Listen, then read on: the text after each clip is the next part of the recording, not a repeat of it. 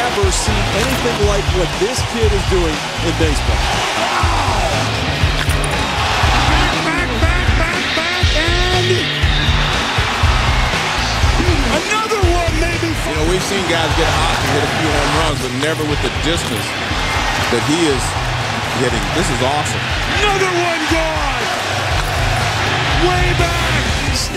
It's been 8 years since Josh Hamilton's legendary performance in the 2008 Home Run Derby, but now it's 2015.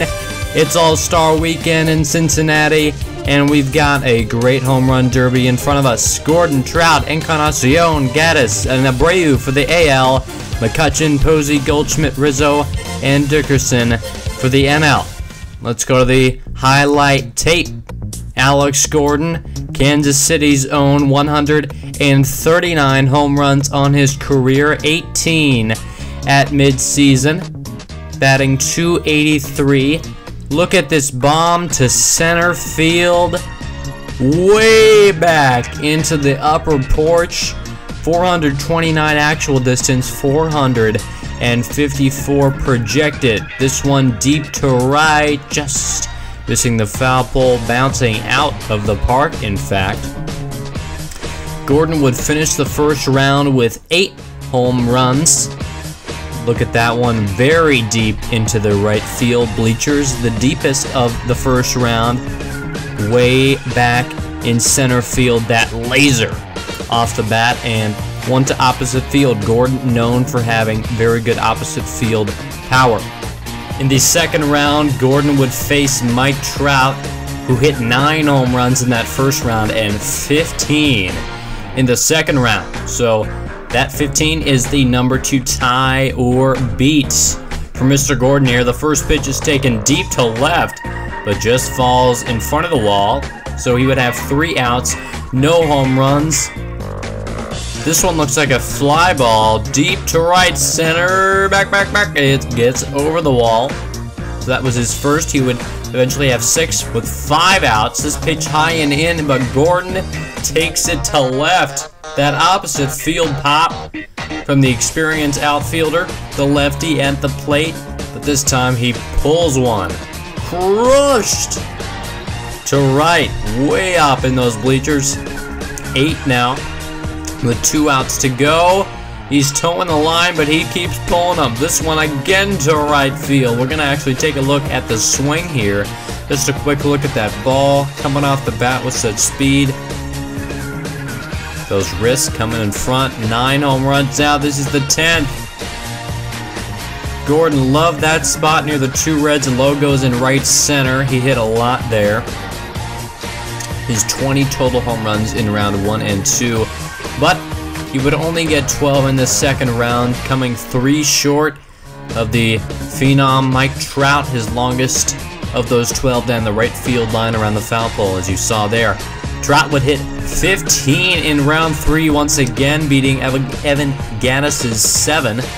And then in the final round, 7 home runs for Trout, 1 for Corey Dickerson of the NL. And Trout is your 2015 Home Run Derby champion. Just look at his stats. 7 in that final round, but look at that distance. 452 feet. A dominant performance by Trout. But let's go to the real competition, the All-Star Game. Prime time, July 14th.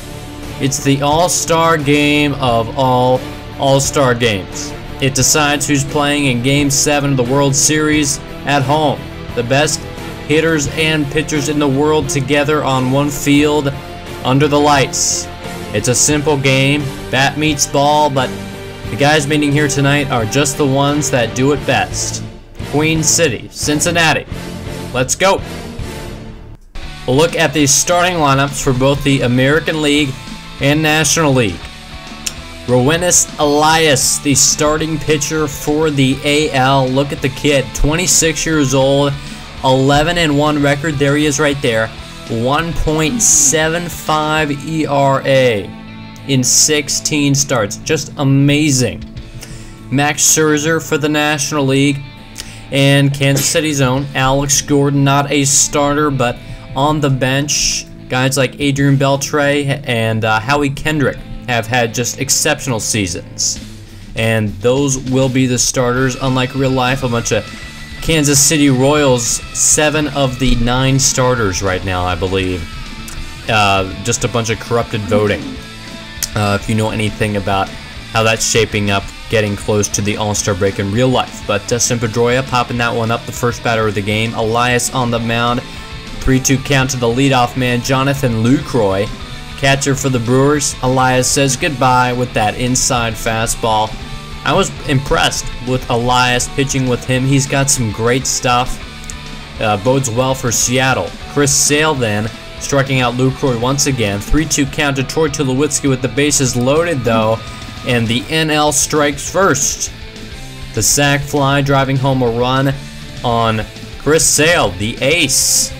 Surprisingly, giving up a run, so still 1-0 NL. Top 5, 3-2 count to George Springer, the magician. Madison Bumgarner on the mound.